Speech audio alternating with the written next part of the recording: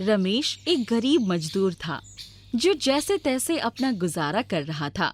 उसकी एक बीवी थी जिसका नाम सीमा था और 3 बच्चे थे जिनका नाम बबलू, बंटी और टीना था। वो लोग गरीब थे और मुश्किल से अपना जीवन काट रहे थे, पर फिर भी वो कभी भगवान से शिकायत नहीं करते थे। आज से मुझे सेठ जी के घर काम करना है। वो अपने घर की मरम्मत करा रहे हैं। भगवान से प्रार्थना करना कि वो मेरे काम से खुश हो जाएं और तय पैसों से थोड़े ज्यादा पैसे दे दे। ये तो भूल ही जाओ आप, वो सेठ बहुत कंजूस है। वो एक पाई भी ज्यादा नहीं देगा। हाँ, ये बात तो तुम्हारी सही है, पर फिर भी मेहनत और प्रार्थना करना हमारे हाथ में है, सो हम कर सकते हैं। ये बोलकर रमेश काम के लिए निकल जाता है। इधर सीता बच्चों को जगाती है और उन्हें स्कूल जाने के लिए कहती है, तो टीना कहती है, अरे माँ, आप फिर भूल गई।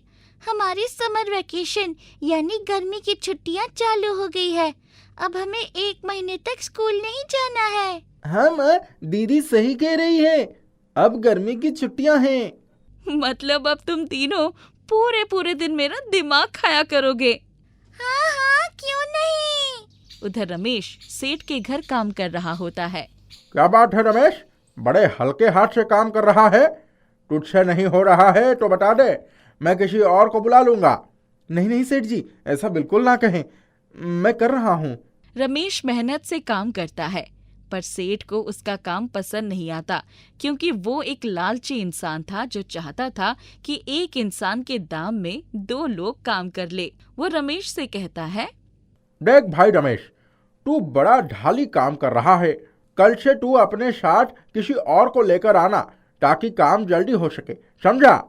तो आप उसे भी पैसे दोगे ना? अरे पैसे तो मैं तुझे दे रहा हूं ना, पर तू एक इंसान का काम ही नहीं कर पा रहा है। ऐसे मुझे तो घाटा हो रहा है। पर अरे परवर कुछ नहीं, काम कर और निकल यहां से। रमेश एक सीधा इंसान था, वो कुछ भी नहीं बोल पाता, पर वो चिंता में पड़ जाता है कि बिना पैसों के भला कौन काम करेगा। फिर वो काम करके घर चला आता है। क्या जी, बड़ा परेशान लग रहे हो? रमेश पूरी बात बताता है, जिसे सुनकर सीता कुछ कह पाती उससे पहले ही बबलू कहता है, मैं चलूंगा। मैं भी चलूंगा। ये दोनों जाएंगे तो मैं भी चलूंगी। पर तुम लोगों का स्कूल? आज से हमारी गर्मियों की छुट्टियां हैं। पहले तो रमेश उन तीनों को इसके लिए मना करता है, पर फिर उसे लगता है कि तीनों बच्चों के जाने से काम बहुत जल्दी से हो जाएगा, तो वो मान जाता है। अगले दिन चारों लोग सेठ के घर पहुंचते हैं। मैं अपने बच्चों को लाया हूँ, मुझे मतलब नहीं है, बस तू काम कर। उसके बाद वो लोग काम में लग जाते हैं। टीना पानी भरती है, बबलू ईंट साफ करके रमेश को देता है और बंटी रमेश पर हवाव करता है। तीनों बहुत मन लगाकर अपना अपना काम करते हैं। तीनों को ही ये काम करने में बहुत मजा भी आ रहा था। तभी अचानक वहाँ सेठ आता है। हाँ, आज देखो सही काम हो रहा है।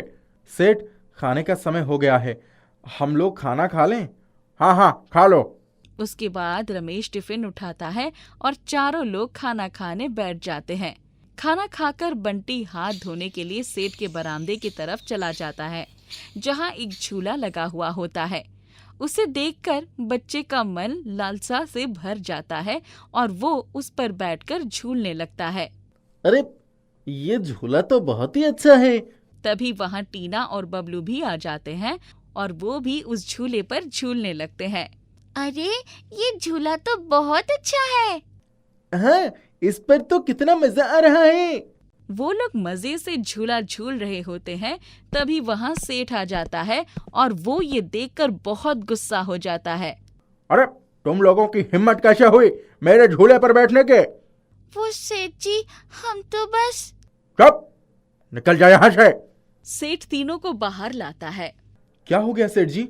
ये तीनों मेरे झूले पर बैठे थे, संभालो इनको। तो क्या हो गया सेठ जी? बच्चे हैं, उनका मन करता है झूले पर बैठने का, बैठ लेने दीजिए ना। वैसे भी तो वो आपका काम कर रहे हैं और आप उन्हें कोई पैसे भी नहीं दे रहे हैं। अच्छा, तू मुझे सिखाएगा अब? चल निकल जा यहाँ से, कोई काम वाम नहीं करवाना है तुझसे। ये ले आधे दिन के पैसे और अब वापस आना मत, चल जा। सेठ उन चारों को घर से बाहर निकाल देता है। रमेश को बुरा लगता है, पर वो उदास नहीं होता, क्योंकि उसे पता था कि उसे अगले दिन कहीं और काम मिल जाएगा। पर बच्चे दुखी होते हैं, क्योंकि उन्हें झूला झूलना था। तभी रास्ते में उनको एक बूढ़ा आदमी मिलता है। बेटा, मेरे पास कुछ कच्चे आलू हैं, पर उनको पकाने के लिए कोई सामान नहीं है। तुम अगर उनको पकाने में मेरी मदद कर दो तो बहुत मेहरबानी होगी। मुझे 2 दिन से कुछ खाने को नहीं मिला है। हाँ, क्यों नहीं, मैं घर ही जा रहा हूँ, आप मेरे साथ चलिए, बनवा दूंगा। वो सब लोग घर जाते हैं। रमेश सीता से कहकर उन आलूओं को पकवाता है और उस बूढ़े को खाने को दे देता है। बूढ़ा आदमी खाना खाकर बहुत खुश हो जाता है और कहता है, मेरे पास ये एक और आलू पड़ा है, ये तुम लोग रख लो। मेरी भूख तो मिट गई, उसके लिए तुम्हारा बहुत बहुत धन्यवाद। नहीं, इस आलू की हमसे ज़्यादा आपको ज़रूरत है। इसे इस बूढ़े का आशीर्वाद समझ कर रख लो। बंटी वो आलू बूढ़े आदमी के हाथ से ले लेता है और वो आदमी चला जाता है। फिर बंटी उस आलू को पकड़े पकड़े उदास मन से कहता है, काश हमारे घर में भी एक बड़ा सा झूला होता। उसके इतना कहते ही वो आलू उसके हाथ से निकलता है और उड़ने लगता है। उड़ते उड़ते वो आलू 1 से 2, 2 से 4, 4 से 8 और यूं ही दोगुना होते चला जाता है। और अंत में वो सब आलू मिलकर एक बड़ा सा झूला बन जाते हैं। ये देखकर सबकी आंखें खुली की खुली रह जाती है। अरे ये क्या हो गया? ये तो झूला बन गया। ये आलू तो जादू ही निकला। ये बूढ़े बाबा का आशीर्वाद है। हाँ, सही कहा बेटा। फिर वो सब लोग बारी बारी उस झूले में झूलते हैं। वो लोग जब झूले में बैठते हैं तो बहुत ही तरोताजा महसूस करते हैं। तभी उनकी पड़ोसन आती है, जिसके बेटे के पैरों में पोलियो होता है। उसे भी वो लोग झूले में बैठाते हैं और उसका पोलियो ठीक हो जाता है।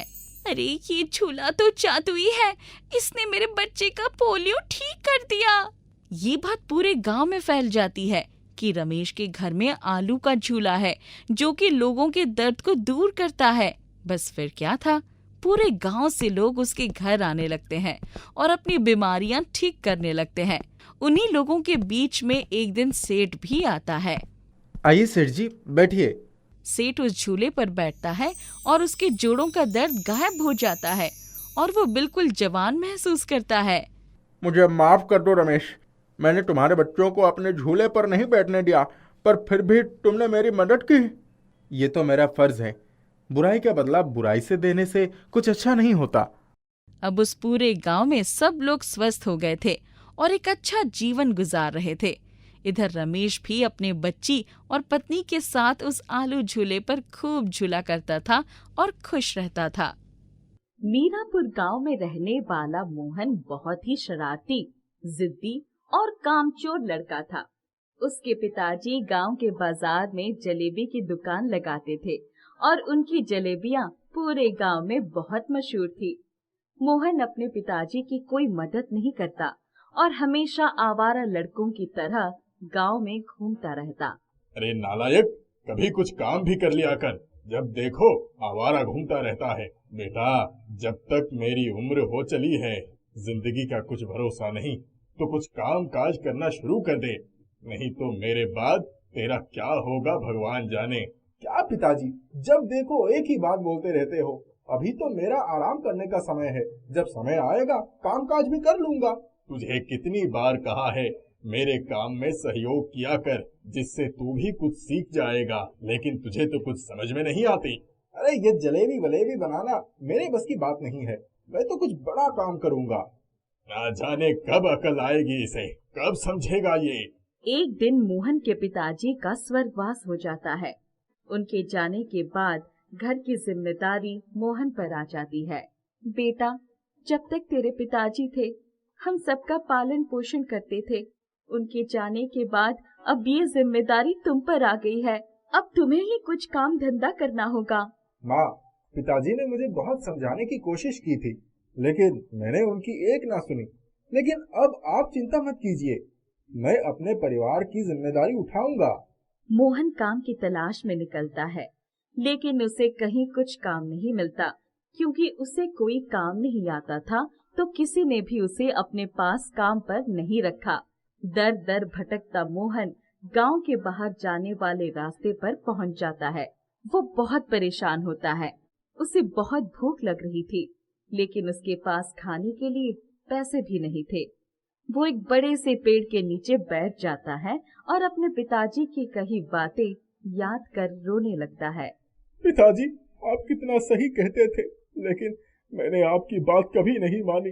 आप हमेशा मुझे कुछ काम करने और जिंदगी में कुछ करने की सीख देते थे, लेकिन मैं आपके बातों को मजाक में टाल देता था। आज मुझे अपनी गलती का एहसास हो रहा है। काश मैंने आपकी बात मान ली होती और आपसे जलेबियां बनाना सीख ली होती, तो आज मुझे यहाँ वहाँ काम की तलाश में भटकना नहीं पड़ता। मोहन रोते रोते खुद से बातें कर ही रहा था कि तभी उसके सामने एक बूढ़ा आदमी आकर खड़ा हो जाता है। अब क्यों रो रहे हो? जब तक पिताजी थे तब तक तो तुमने उनकी एक ना सुनी और आज पछतावा हो रहा है तुम्हें। आप कौन हैं और मुझे कैसे जानते हैं? मैं कौन हूँ और तुम्हें कैसे जानता हूँ, ये जानना तुम्हारे लिए जरूरी नहीं है। फिलहाल तुम्हें अपनी परिवार के बारे में सोचना चाहिए। उनके पालन पोषण के बारे में सोचो। वही सोच सोच कर तो मैं परेशान हूँ बाबा। कहीं कुछ काम नहीं मिल रहा है। बूढ़ा आदमी मोहन को एक जलेबी का बड़ा सा टुकड़ा देता है। ये लो, ये जलेबी लो और जाकर अपने पिताजी की दुकान में बनाना शुरू कर दो। लेकिन मुझे तो जलेबी बनानी आती ही नहीं है। तुम चिंता मत करो, ये जलेबी जो मैंने तुम्हें दी है, इसे वहाँ रख देना जिसमें तुम्हारे पिताजी जलेबी बनाते थे। उसके बाद वो कढ़ाई जलेबियों से भर जाएगी और तुम उसे बेचकर पैसा कमा सकते हो और अपने परिवार की जरूरतों को पूरा भी कर सकते हो। मोहन जलेबी लेकर अपने पिताजी की दुकान पर जाता है और बूढ़े बाबा को उनके कहे अनुसार जलेबी को कढ़ाई में रख देता है और उसके आश्चर्य का ठिकाना नहीं रहता जब वो देखता है कि कढ़ाई जलेबियों से भर गई है। उन जलेबियों की खुशबू इतनी मनमोहक थी कि लोग मोहन की दुकान की तरफ आने लगते हैं। देखते ही देखते दुकान पर ग्राहकों की भीड़ लग गई। मेरे लिए एक पाव जलेबी दे देना। मेरे लिए भी एक पाव। अरे मोहन, मेरे लिए आधा किलो जलेबी तोल देना। मोहन सबके लिए जलेबियां तोलता है और जल्दी ही उनकी सारी जलेबी बिक जाती है। मोहन को जलेबियां बेचकर अच्छी कमाई होती है। वो खुशी खुशी घर जाता है।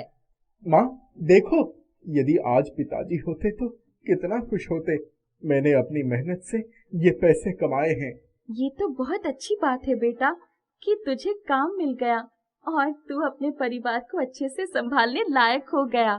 नहीं माँ, मुझे किसी ने नौकरी नहीं दी, बल्कि ये सब तो उस बूढ़े बाबा की जादुई जलेबी का असर है। बूढ़े बाबा, जादुई जलेबी, ये सब तो क्या कह रहा है बेटा? मोहन अपनी माँ को बूढ़े बाबा से हुई मुलाकात के बारे में बताता है। मोहन की माँ उसकी बात सुनकर कुछ सोचने लगती है और फिर मन ही मन मुस्कुराती है। अब मोहन प्रतिदिन अपने पिताजी की दुकान पर जाता और उस जादुई जलेबी की मदद से ढेरों जलेबियां बनाता जो मिनटों में बिक जाती।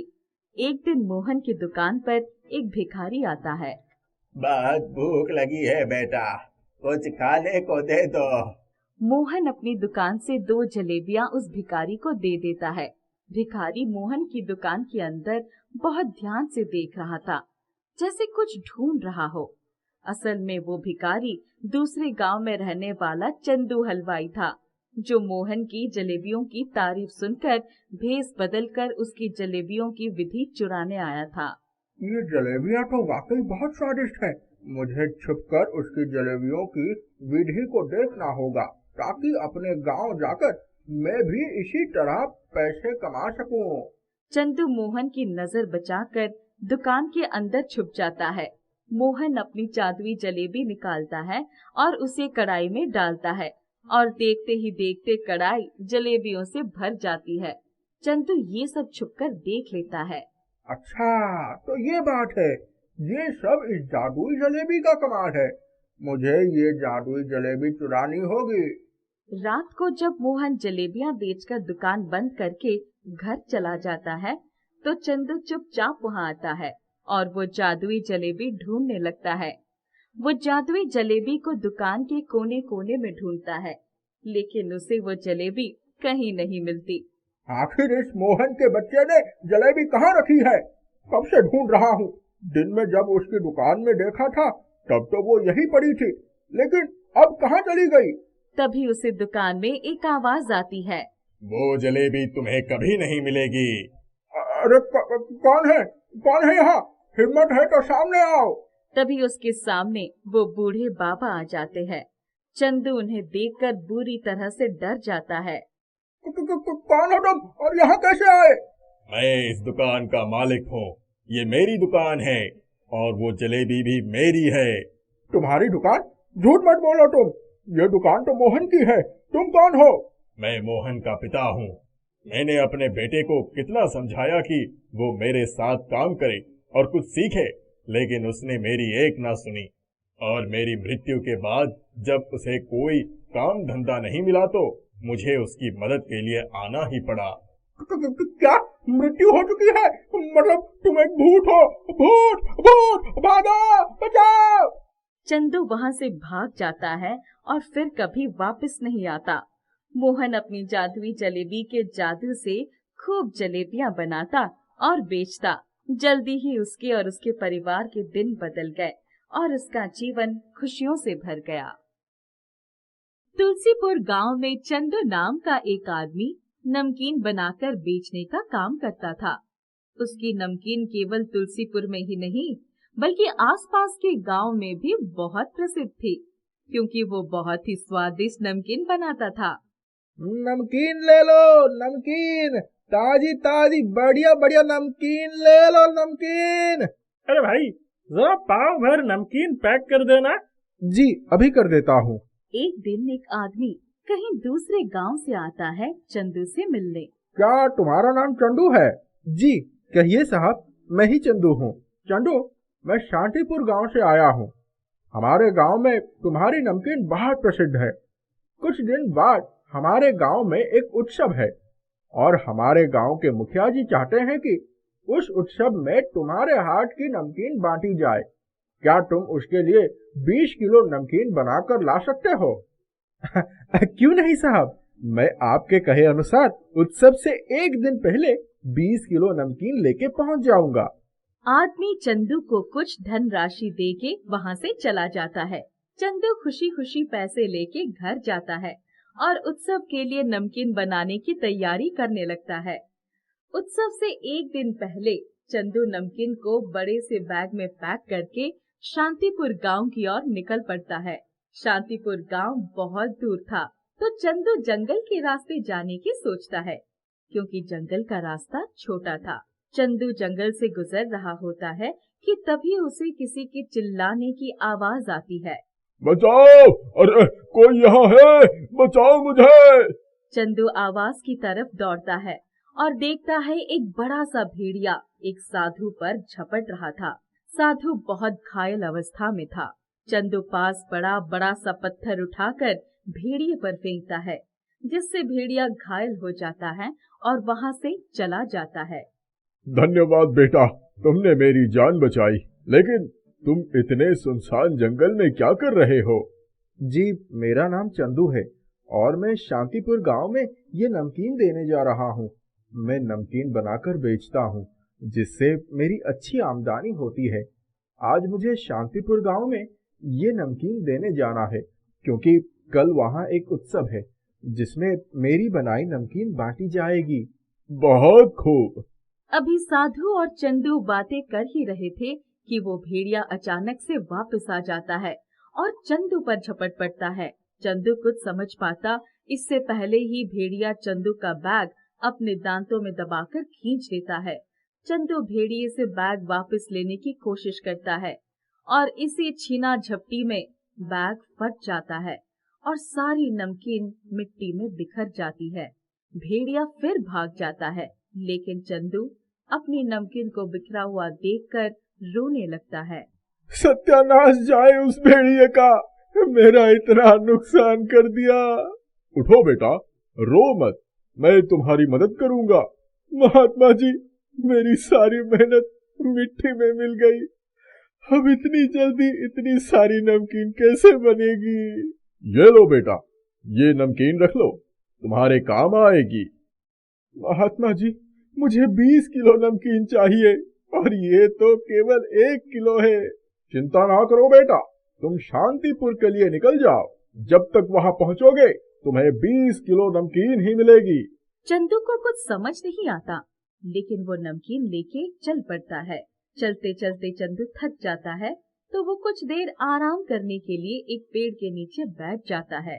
बहुत भूख लगी है। उस बैग में मेरा भोजन भी था। उस नाज पीटे भेड़िए ने मेरा सारा खाना और नमकीन खराब कर दी। ना जाने अब मेरा क्या होगा।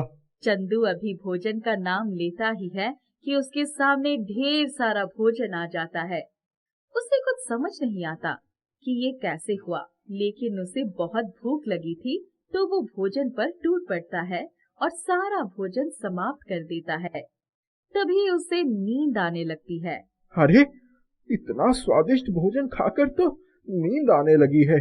काश एक तकिया और चादर मिल जाते तो थोड़ी देर सो जाता और फिर आगे निकलता। चंदू के इतने कहते ही वहाँ चादर और तकिया आ जाते हैं। अरे, ये सब क्या हो रहा है? पहले खाना और अब ये चादर और तकिया। चंदू साधु का दिया हुआ नमकीन का पैकेट अपने हाथ में लेकर देखता है। महात्मा जी ने कहा था कि शांतिपुर पहुंचने तक नमकीन 20 किलो हो जाएगी, लेकिन ये तो केवल 1 किलो ही है। लगता है महात्मा जी मजाक कर रहे थे। समझ नहीं आ रहा 20 किलो नमकीन कहाँ से आएगी। चंदू के इतना कहते ही वहाँ 20 किलो नमकीन आ जाती है, जिससे बहुत ही अच्छी खुशबू आ रही थी। चंदू उस नमकीन को चख कर देखता है तो उसका स्वाद उसकी बनाई हुई नमकीन से भी ज्यादा अच्छा था। अब चंदू को साधु की बात याद आती है कि शांतिपुर पहुंचने तक ये नमकीन 20 किलो हो जाएगी। ओह, बहुत थक गया हूँ। कोई गाड़ी मिल जाए तो मैं आराम से शांतिपुर पहुंच जाऊंगा। तभी जंगल के बीच अचानक एक गाड़ी आ जाती है और चंदू उसमें सवार होकर शांतिपुर के लिए निकल पड़ता है। चंदू साधु का दिया हुआ नमकीन का पैकेट अपने पास रख लेता है और 20 किलो नमकीन शांतिपुर के मुखिया को दे देता है। अरे वाह, ये तो बहुत स्वादिष्ट है। तुम्हारी नमकीन के बारे में जितना सुना था, ये तो उससे भी ज्यादा स्वादिष्ट है। एक काम करो, आज रात तुम यहीं रुक जाओ, कल उत्सव के बाद चले जाना। जी, जैसा आप कहें मालिक। मुखिया जी चंदू को अपने घर के पीछे बनी झोपड़ी में ठहरने को कहते हैं, जो खाली थी। चंदू झोपड़ी में जाता है, लेकिन वहाँ बहुत गंदी थी और अंदर बहुत अंधेरा था। अरे, यहाँ ना तो बिजली है और ना ही साफ सफाई। कोई कैसा रहेगा यहाँ? चंदू के इतना बोलते ही झोपड़ी एकदम साफ हो जाती है और वहाँ बिजली भी आ जाती है। चंदू को बहुत भूख लगती है। अगर कुछ खाने को मिल जाता तो मजा आ जाता। तभी वहाँ ढेर सारी स्वादिष्ट भोजन आ जाते हैं, जिसे चंदू बड़े चाव से खाता है। अभी चंदू खाना खा ही रहा था कि उसे बाहर से किसी औरत की आवाज आती है। 2 दिन से कुछ नहीं खाया, बहुत भूख लगी है। अगर कुछ खाने को ना मिला तो मेरे प्राण निकल जाएंगे, लेकिन मेरे पास कुछ खाने के लिए पैसे ही नहीं है। लगता है आज की रात मेरे जीवन की आखिरी रात होने वाली है। चंदू खिड़की के पास खड़ा होकर उस औरत की सारी बातें सुन लेता है। उसे उस औरत पर बहुत दया आती है। वो नमकीन की मदद से उस औरत के लिए खाना लेता है। ये लीजिए माँ जी, आपको बहुत भूख लगी थी ना, ये लीजिए, खाना खा लीजिए। औरत खाना लेकर बहुत खुश होती है और चंदू को ढेर सारा आशीर्वाद देती है। चंदू को उस औरत की मदद करके बहुत अच्छा लगता है।